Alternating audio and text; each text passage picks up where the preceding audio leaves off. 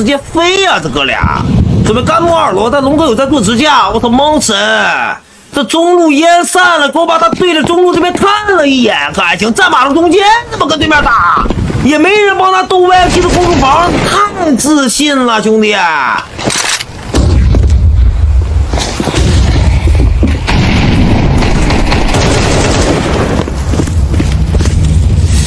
我操，他有点像以前的我，兄弟。他打那种顶级强队跟打这种2线队的打法不一样的，你这打个屁呀！跟我以前在亚洲炸鱼打法差不多，兄弟。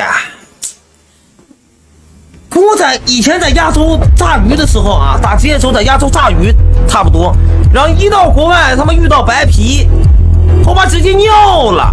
遇到贼窝，感觉哪儿都有那把大狙在架我，都不敢去了。